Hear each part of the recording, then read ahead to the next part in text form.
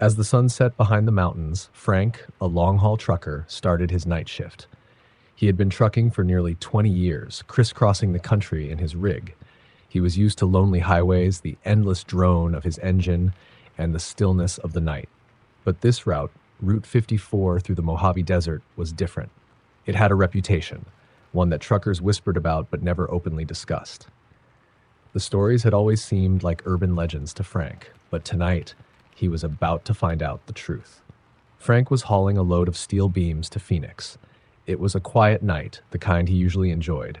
No radio chatter, just the hum of his engine and the occasional coyote's howl in the distance. The moon hung low in the sky, casting eerie shadows across the desolate landscape. After hours on the road, his eyelids began to droop, so he reached for his thermos, took a sip of coffee, and flicked on the radio. Static. He turned the knob, trying to find a station, but nothing came through. Not even the usual trucker banter on the CB. It was as if the airwaves had gone silent. The lack of sound unnerved him, so he shut the radio off and kept driving. His eyes scanned the horizon, looking for something, anything, to break the monotony. Then, in the distance, he saw it. A pair of headlights coming toward him from the opposite direction. He hadn't seen another vehicle in over an hour. As the headlights got closer, Frank noticed something strange. The vehicle wasn't moving very fast, and the lights seemed to flicker like a candle in the wind. The closer it got, the more uneasy Frank felt. There was something off about those lights. Finally, the vehicle passed him, a beat-up, rusted old truck with a flatbed that looked like it had seen better days. Frank caught a glimpse of the driver, a pale figure with sunken eyes staring straight ahead, not even glancing at Frank's rig as they passed. The hairs on the back of his neck stood up. Something about that truck felt wrong. He glanced in his rearview mirror, and his blood ran cold. The truck had vanished. He tapped his brakes, his heart pounding in his chest. There was no way that truck could have disappeared so quickly, not on this straight, open stretch of highway. He thought about turning around, but a gut feeling told him to keep driving. Whatever that was, he didn't want to find out. An hour passed, and Frank tried to shake the encounter from his mind. But just as he started to relax, he saw it again, those same flickering headlights coming toward him from the opposite direction. His heart skipped a beat. It couldn't be. That truck had vanished. How could it be coming toward him again? This time, as the truck approached, he slowed down, gripping the steering wheel tightly. The same rusted truck, the same pale driver with hollow eyes. But this time, something was different. As they passed, Frank noticed a figure in the bed of the truck, a woman. She was hunched over, her face hidden by her long, tangled hair. Her arms were bound behind her back. Frank's foot slammed on the brake. He watched in disbelief as the truck continued down the road, its taillights flickering in the distance. He grabbed his CB radio and called for help. "Breaker, breaker, this is Big Red. I've got a possible abduction on Route 54. Anyone out there?" Nothing, not even static this time. Frank swore under his breath. He knew he couldn't just let it go. Against his better judgment, he turned his rig around and began to chase after the truck. The desert wind whipped against his windows as he floored the gas pedal, the speedometer climbing higher and higher. But no matter how fast he went, the truck always stayed just out of reach, its taillights fading into the darkness. Hours seemed to pass, and Frank's frustration grew. He couldn't catch it. The truck seemed to be toying with him, always staying just out of sight. His hands were slick with sweat as he gripped the wheel, his knuckles white. He knew he was in over his head, but he couldn't stop. That woman needed help. Suddenly, the truck swerved off the road and disappeared into the desert. Frank hit the brakes and stared at the spot where it had vanished. There were no tire tracks, no sign that anything had been there. His heart pounded in his ears as he stepped out of the cab and onto the desert floor. The air was still, too still, as if the world were holding its breath. In the distance, he saw something glinting in the moonlight. He walked toward it, his boots crunching in the sand. As he got closer, he realized it was a license plate, rusted, old, and half buried in the dirt. He bent down to pick it up, but froze when he heard a sound behind him. A soft, raspy whisper. "Help me." Frank whipped around, but there was no one there. His heart raced, and he backed toward his truck, scanning the darkness. Then he saw her, the woman from the truck. She was standing a few feet away, her hands still bound behind her back, her face hidden by her hair. But something was wrong. Her feet weren't touching the ground. "Help me," she whispered again, her voice barely audible over the pounding of Frank's heart. Without thinking, Frank ran. He bolted toward his truck, threw himself inside, and slammed the door. His hands shook as he fumbled for the ignition, but the engine wouldn't start. He looked up, and the woman was standing in front of the rig now, her head tilted at an unnatural angle. "Help me," she whispered once more, her voice distorted, almost inhuman. Frank slammed his fist against the dashboard, trying to start the engine. Finally, with a sputter, the rig roared to life. He hit the gas and tore out of there, the woman disappearing in his rearview mirror. He didn't stop until he reached the next town, his hands still shaking as he parked his rig at a truck stop. He stumbled out of the cab, his legs weak beneath him. Inside, he found a group of truckers sitting at the counter, sipping coffee and talking in low voices. Frank approached them, his voice trembling. "Have any of you heard about a truck on Route 54? A rusted old flatbed with a woman tied up in the back?" The truckers fell silent. One of them, an older man with a grizzled beard, looked up from his coffee. "You saw it, didn't you?" the man asked quietly. Frank nodded, his throat dry. The old man sighed and shook his head. "You're not the first. That truck, it's been haunting that stretch of road for years.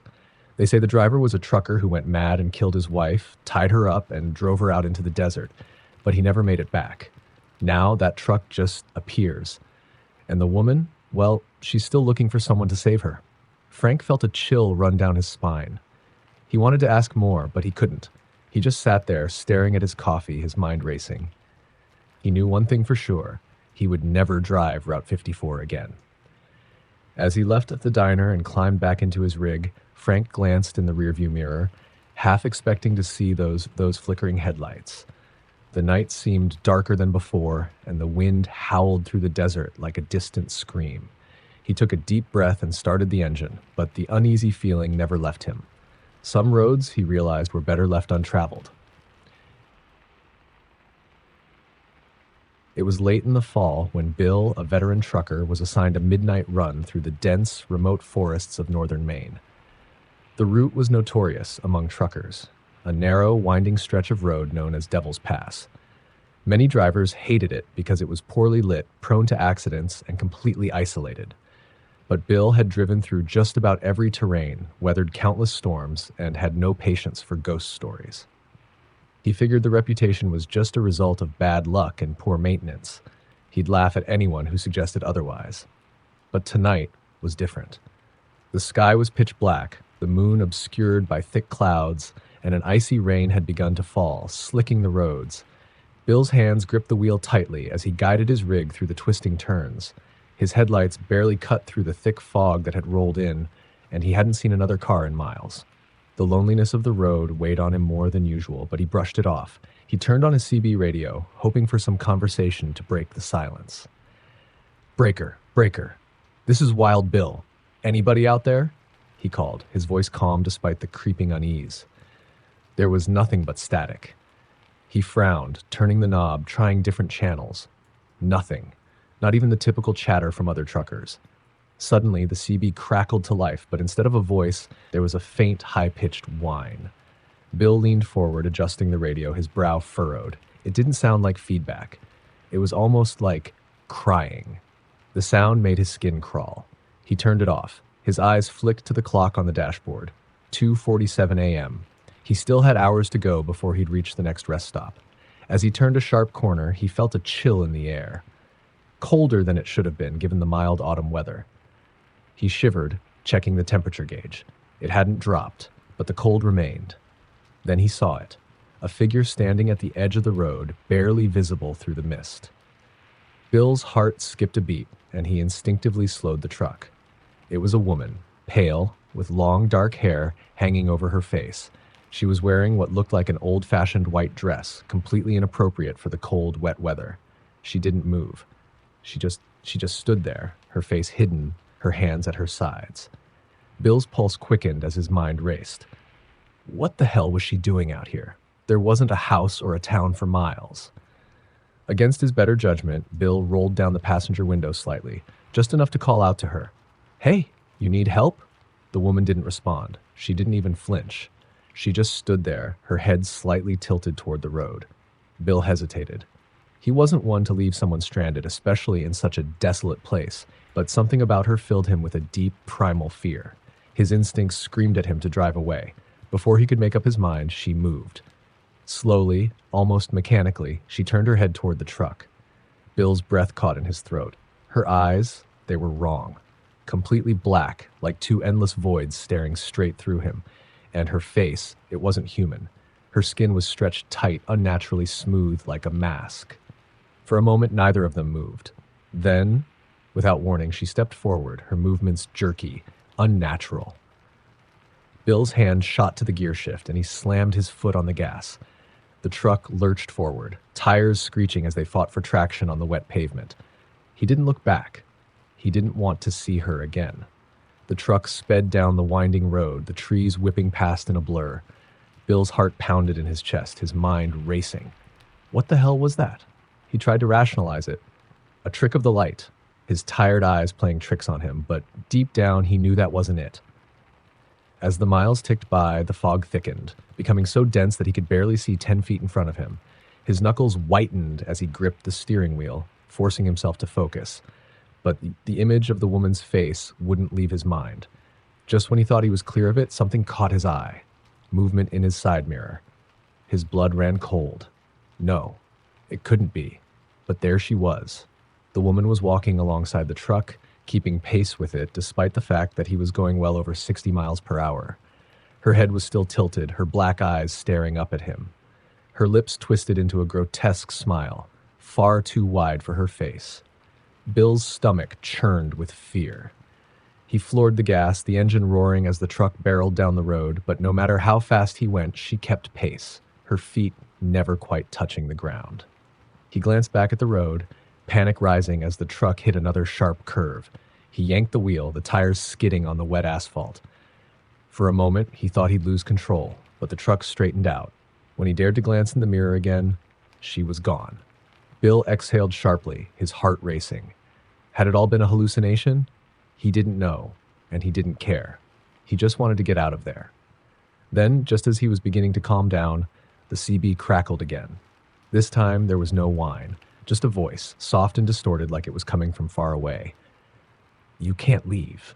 Bill's heart stopped. The voice was followed by a faint, hollow laugh, and then the sound of static filled the cab once more. His foot hit the gas again, pushing the truck as fast as it would go. The rain came down harder, the wipers barely able to keep up, but he didn't care. He needed to get off this road. He needed to get away from whatever that thing was. Finally, after what felt like hours, he saw it, a small truck stop, its neon lights glowing faintly through the fog. Relief washed over him as he pulled into the lot, parking the rig as close to the building as he could. He jumped out of the cab, his legs shaking as he made his way inside. The place was nearly empty, just a couple of other truckers sitting at the counter, sipping coffee. Bill sank into a booth, his hands still trembling. One of the waitresses approached, her brow furrowed with concern. "You okay, hon? You look like you've seen a ghost." Bill laughed weakly, but the sound was hollow. He glanced out the window, half expecting to see the woman standing there, watching him. "I think I might have," he muttered under his breath. The waitress gave him a strange look but didn't press him. She poured him a cup of coffee, and he sat there, staring into the dark liquid, trying to shake the feeling of those black eyes watching him. As he took a sip, the CB in his truck crackled once more, barely audible through the diner's walls. "You can't leave." In the deep heart of Wyoming, where the vast plains stretch on for miles and the skies seem to go on forever, there's a stretch of road that truckers avoid at all costs. It's not on any map. It's a road you only find when you're lost or unlucky. Truckers call it the Lost Highway, and the few who have driven it never speak of what they saw. Jack was a seasoned trucker, the kind who had seen it all.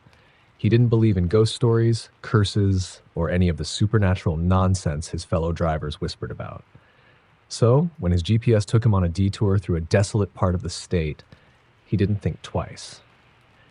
His rig was loaded with food supplies, bound for a town far off the beaten path, and he was already behind schedule. The night was clear, and the full moon illuminated the barren landscape. Jack's headlights cut through the night, showing nothing but the cracked, worn asphalt of the road. The radio stations had long since faded into static, so he drove in silence, the hum of the engine his only company. The highway seemed endless, the same stretch of road repeating itself over and over again. It was as if he was driving in circles, but the GPS assured him he was on the right track. After an hour, Jack began to feel uneasy. Something wasn't right. He hadn't seen another vehicle for miles, not even a distant pair of headlights. The towns he was supposed to pass through didn't appear, and the road signs were strangely absent. Just as he was starting to consider pulling over and checking the map, a flicker of movement caught his eye. Up ahead, on the side of the road, stood a figure. Jack slowed the truck. His headlights illuminated a man standing by the roadside, dressed in a dark, tattered coat. The man was hitchhiking, his thumb outstretched. His face was obscured by the shadow of his hood, and something about him set Jack's nerves on edge. But it was the middle of nowhere, and Jack wasn't the type to leave someone stranded in the wilderness. He pulled the truck over. The man didn't move. He just stood there, still as a statue. Jack waited a moment, expecting him to approach the passenger side window. When he didn't, Jack leaned over and called out, "Hey, need a ride?" The man's head tilted slightly, like he was considering the offer. Slowly, he lowered his thumb and took a step forward. His movements were stiff, almost mechanical. Jack watched him approach, a growing sense of dread settling in his gut. Something was wrong with the way the man moved. As the figure reached the passenger side, Jack rolled down the window just a crack, enough to speak but not enough to open the door. Up close, the man's face was gaunt, his skin unnaturally pale, almost gray, and his eyes were empty, completely black. No whites, no pupils, just two inky voids staring back at Jack. "Where are you headed?" Jack asked, trying to keep his voice steady. The man didn't respond. He just stared, unblinking. His mouth twitched slightly, as if he were about to speak, but no sound came out. Jack's fingers hovered over the door lock. Every instinct told him to drive away. He was about to do just that when the man leaned in closer, his face inches from the glass. "I'm already inside," the man whispered, his voice barely audible over the rumble of the engine. Jack's heart skipped a beat. He yanked the window up and hit the gas, the truck lurching forward. The figure disappeared into the night behind him, but Jack couldn't shake the feeling that he was being watched. His eyes darted to the rearview mirror, half expecting to see the man sitting in the back of the cab, but there was nothing there. Jack's hands shook as he gripped the wheel, his knuckles white. He glanced at the GPS again, hoping to find some indication of where he was, but the screen had gone blank. The road stretched on endlessly, and the landscape outside had become unfamiliar. The towering mountains in the distance had given way to a vast empty plain, and the sky above seemed darker, more oppressive than before. Suddenly, the temperature in the cab plummeted. Jack shivered, reaching for the heater controls, but the dials wouldn't budge. His breath began to fog up the windshield, and the air inside felt thick, almost suffocating. That's when he heard it, a soft, raspy whisper from the back of the cab. "You can't escape." Jack's blood turned to ice. He whipped around, eyes wide, but the back of the truck was empty. Still, the voice lingered in the air, echoing faintly in his ears. His heart pounded in his chest as he turned back to the road, but what he saw made his stomach drop. The man was standing in the middle of the highway, directly in front of the truck. Jack slammed on the brakes, but it was too late. The truck plowed through the figure with a sickening thud. The rig skidded to a halt, tires screeching against the pavement. Jack sat frozen, his hands gripping the wheel so tightly his knuckles had gone numb. He forced himself to breathe, to think. It had to be an animal. He couldn't have hit the man. He was just imagining things. Slowly, he got out of the truck, his heart pounding in his ears. The road was empty. No body, no sign of impact. But when he turned to look at the front of the truck, his stomach twisted. Smeared across the grill and windshield were streaks of dark, oily blood. His hands trembled as he wiped at the streaks, but they didn't fade. The blood seemed to seep deeper into the metal and glass, like it was alive. Jack staggered back, his mind racing. He needed to get out of there. He climbed back into the cab, his breath coming in short, panicked gasps. As he put the truck into gear, the GPS flickered back to life, but instead of his route, the screen displayed a single word: nowhere. A deep, unnatural chill filled the cab once more. Jack felt a presence behind him, an oppressive weight pressing down on his shoulders. He didn't dare look in the mirror, but he could feel it. Something was there. The truck's radio crackled to life, a distorted voice cutting through the static. "You can't leave. You're already on the lost highway." Jack's heart pounded in his chest as the road ahead began to twist and distort, the landscape warping into something out of a nightmare. The trees became jagged, skeletal shapes, and the sky above turned a sickly shade of red. He floored the gas, the engine roaring as the truck hurtled down the road. But no matter how fast he drove, the road stretched on, endless, unchanging. The world outside the cab dissolved into a blur of shadows and flickering lights, and the whispers grew louder, surrounding him. "You're never getting out," Jack screamed, his voice lost in the howl of the wind and the roar of the engine. He drove through the night, faster and faster, but the road never ended. And somewhere in the distance, hidden in the fog and the shadows, the man watched, his hollow, black eyes gleaming with malice.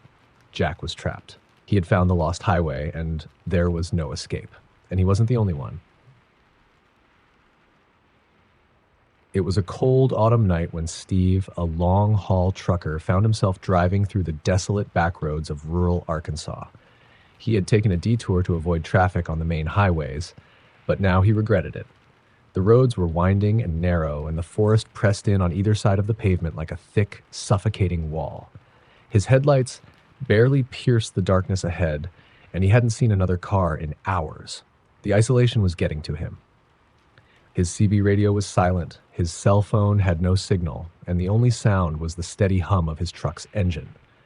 Steve was used to being alone on the road, but something about this night felt different. The air was heavy, oppressive, and he couldn't shake the feeling that he was being watched. As he rounded a tight curve, his headlights caught a glimpse of something standing at the edge of the woods, a figure, tall and thin, just barely visible in the darkness. Steve's heart skipped a beat. He slammed on the brakes, the truck screeching to a halt as his eyes searched the tree line. Nothing. The figure was gone. He sat there for a moment, breathing heavily, his knuckles white as he gripped the steering wheel. He told himself it was just a shadow, a trick of the light. But deep down, he knew better. Something had been there, and it had been watching him. Steve shook his head, trying to clear the growing sense of dread. He was too far out to turn around, and there were no motels or rest stops anywhere nearby. The only option was to keep going. So with a deep breath, he put the truck back in gear and continued down the road, keeping one eye on the trees. After another 20 minutes of driving, he spotted something up ahead, a dim, flickering light in the distance. As he got closer, he realized it was a gas station, an old, run-down one with a single rusty pump and a flickering neon sign that barely spelled out, "Gas." The place looked like it hadn't been operational in years, but the lights were on and Steve was low on fuel. Reluctantly, he pulled into the station, the gravel crunching beneath the tires as he brought the truck to a stop. The place was eerily quiet, the only sound the soft hiss of the wind through the trees. The windows of the small building were dark, and there was no sign of anyone around, but the pump appeared to be functional. Steve stepped out of the truck, the cold air biting at his skin. As he filled up the tank, he couldn't shake the feeling that something was off. The entire place felt wrong, like it had been forgotten by time, abandoned but still clinging to life. That's when he heard it, a soft, distant whisper. At first, he thought it was just the wind, but the sound grew louder, more distinct.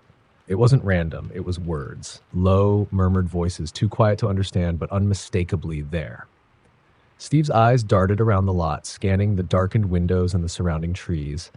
His heart pounded in his chest as the whispers seemed to move closer, surrounding him, echoing from every direction. "Hello?" he called out, his voice shaky. No answer. He quickly finished fueling up and headed back toward his truck, his pace quickening. As he reached for the door handle, he froze. There, in the reflection of the truck's side mirror, was the figure. It was standing behind him, just a few feet away, tall and gaunt, its face obscured by a hood. Steve's breath caught in his throat. Slowly, he turned around, but the figure was gone. His heart raced, his palms slick with sweat. He scrambled into the cab, slamming the door behind him and locking it. The whispers grew louder. Steve stared at the dashboard, trying to steady his breathing. He told himself he was just tired, that his mind was playing tricks on him. But the voices didn't stop. They were inside the truck now, whispering from the back of the cab, soft and insistent. Without thinking, he turned to look at the sleeper behind him. It was empty, but the air back there felt wrong, thick and heavy, like something unseen was lurking just out of sight. The whispers continued, almost mocking, as if they knew he couldn't escape them. Steve slammed his foot on the gas and peeled out of the gas station, the truck roaring down the road. The whispers faded, but the fear remained, gnawing at his mind. He drove for miles, trying to shake the feeling that he was being followed, but every time he glanced in the mirrors, he saw movement in the shadows. Something was out there, watching him, following him. Eventually, after what felt like hours, Steve spotted a dimly lit rest stop up ahead. It was a small, dilapidated building with a few parking spaces and a couple of vending machines. It wasn't much, but it was the first sign of civilization he'd seen in hours. He pulled in, parking the truck near the building, and killed the engine. For a long moment, he just sat there, listening to the silence. The whispers had stopped, but the feeling of being watched hadn't gone away. Steve decided to get out and stretch his legs, hoping that some fresh air might help clear his head. He stepped out of the truck and looked around. The rest stop was empty. No other vehicles, no people, just the wind rustling the trees and the faint hum of the vending machines. He leaned against the truck, taking a deep breath. That's when he saw it. Standing at the edge of the lot, barely visible in the shadows, was the figure. Tall, thin, and cloaked in darkness. This time, there was no mistaking it. Steve's heart pounded in his chest as he stared at the figure, frozen in place. Slowly, it began to move toward him. Steve's instincts kicked in. He bolted for the truck, his hands shaking as he fumbled with the door handle. He threw himself inside, locking the doors and starting the engine. The headlights flickered on, illuminating the empty lot. The figure was gone. Steve sat there, his hands trembling on the steering wheel, his breath coming in short, panicked gasps. He didn't know what was happening, but he knew one thing for sure. He had to get off this road. He sped away from the rest stop, the truck roaring down the empty highway. But no matter how fast he drove, no matter how far he went, the figure was always there. In the mirrors and the shadows, always just out of reach, but never gone. The whispers came back, louder this time, filling the cab with their eerie, unintelligible murmur. Steve tried to ignore them, tried to focus on the road, but they grew louder and louder until they were all he could hear. And then, suddenly, the road ended. The truck skidded to a stop in front of a sheer drop. Steve's eyes widened in horror. The road had simply disappeared as if it had never been there. In front of him was nothing but darkness, an endless void stretching out into the night. The whispers stopped. Steve sat in stunned silence, staring into the abyss. Slowly, he turned to look at the rearview mirror. The figure was standing right behind him, its pale face finally visible under the hood. It smiled, and then everything went black. Jake had been a trucker for almost 2 decades, a man who had seen it all, from icy roads to violent storms, from empty highways to congested city streets. Nothing fazed him. He liked the solitude that came with long hauls, the quiet hum of the engine, the endless miles ahead. But there was one rule he always followed: never pick up hitchhikers. He had heard enough stories from fellow truckers, tales of strange encounters, of people who disappeared, of things that weren't quite human. But he never really believed any of it, until that night. It was late October, and Jake was hauling a load of lumber through the backwoods of Kentucky. The road was long, winding, and completely isolated. His GPS had sent him on this route to shave off time, but he hadn't passed another car in hours. The moon was high, casting an eerie light over the thick trees that lined the road on both sides. He was halfway through a cup of coffee, trying to keep himself awake, when he saw her, a woman standing by the side of the road. Jake's eyes widened in surprise. She was young, maybe in her mid-20s, with long, tangled black hair and wearing a tattered white dress. Her arms were wrapped around herself, shivering in the cold night air. Jake's hands tightened on the steering wheel. He slowed the truck, his headlights illuminating the woman as he passed her. She didn't look at him. She just stood there, staring straight ahead, her face pale, her eyes dark hollows. His instincts screamed at him to keep driving, never pick up hitchhikers, never stop. But something in him, a strange sense of guilt, made him hesitate. She was alone, in the middle of nowhere, and it was freezing. What kind of person would leave her out here? Against his better judgment, Jake pulled over a few yards ahead of where she stood. He watched her in the rearview mirror, expecting her to start walking toward the truck, but she didn't move. Jake waited a minute, then honked his horn, the sound echoing through the silent woods. Still, the woman stood there, completely motionless, her head slightly bowed. This was wrong. He knew it. His gut twisted with a growing sense of dread, but he couldn't just leave her. Sighing, he opened the passenger side door and leaned out. "Hey, you need a ride?" he called, his voice sounding too loud in the quiet night. The woman finally moved. Slowly, she turned her head toward him, her face still half hidden by her hair. Her eyes, those dark, hollow eyes, stared at him for a long moment. Then, without a word, she started walking toward the truck. Jake's heart thudded in his chest as he watched her approach. Something was wrong. Her movements were strange, jerky, like she was struggling to walk. And as she got closer, he noticed something else, her bare feet. They were covered in dirt and dried blood, as if she had been walking for miles. She reached the passenger door, her face now fully visible in the moonlight. Jake's breath caught in his throat. Her skin was deathly pale, almost gray, and her eyes, those black, empty eyes, seemed to look through him, not at him. She reached up, placing her hand on the doorframe. Jake's blood ran cold. Her fingers were long, too long, with sharp, broken nails. Every instinct told him to shut the door and drive away. But before he could move, the woman spoke, her voice low and rasping. "Can you help me?" Jake swallowed hard, his mouth dry. What's wrong?" She didn't answer. She just stood there, staring at him, her hand still gripping the doorframe, her nails digging into the metal. Jake's heart pounded in his chest. He had to leave. He had to get out of there. But something about her, something in the way she stood there, kept him rooted in place. Then, without warning, she climbed into the truck. Jake's stomach twisted with fear as the woman slid into the passenger seat. She didn't buckle her seatbelt or say another word.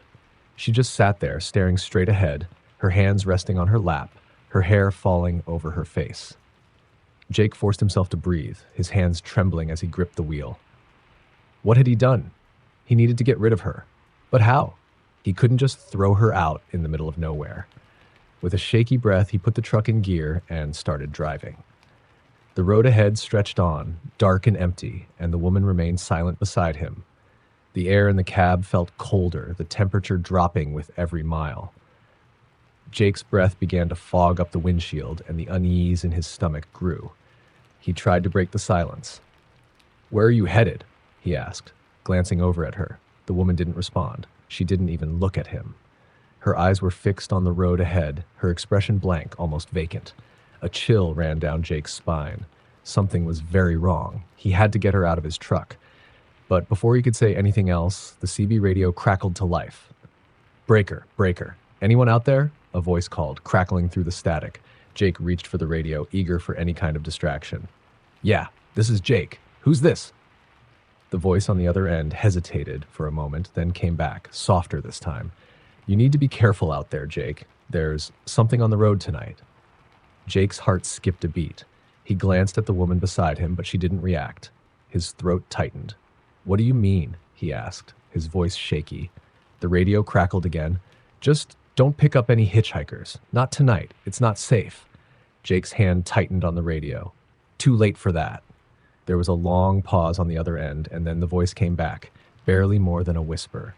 "If you've got her in your truck, you need to get rid of her. Now." Jake's blood ran cold. His eyes flicked toward the woman, but she hadn't moved. She sat there motionless, her head still tilted down, her hair covering her face. "Who is she?" Jake asked, his voice barely above a whisper. The radio crackled once more before going silent. Suddenly, the woman turned to face him, her eyes locking onto his. Jake's heart froze. Her mouth twisted into a grotesque smile, far too wide for her face, her teeth sharp and black. "You should have listened," she hissed, her voice unnatural, echoing through the cab. Before Jake could react, the truck swerved violently, the wheel jerking out of his hands. He fought to regain control, but the rig veered off the road, crashing into the trees. The world spun, metal crunched, and everything went dark. When Jake came to, the truck was on its side, the windshield shattered, the air cold and still. His head throbbed, and blood trickled down his forehead. The passenger seat was empty. He scrambled to unbuckle himself, panic rising in his chest. He crawled out of the wreckage, gasping for air. The woods around him were silent, the moonlight casting long shadows between the trees. But the woman was gone. Jake staggered to his feet, his breath coming in short, panicked bursts. He looked around, expecting her to be lurking in the shadows, but there was no sign of her. Then he heard it, a soft whisper carried on the wind. "You'll never be rid of me." Jake's heart pounded in his chest as he backed away from the wreckage. He turned and ran, not knowing where he was going, just needing to get away. But deep down, he knew it was too late. She would always be with him, and she was never going to let him go.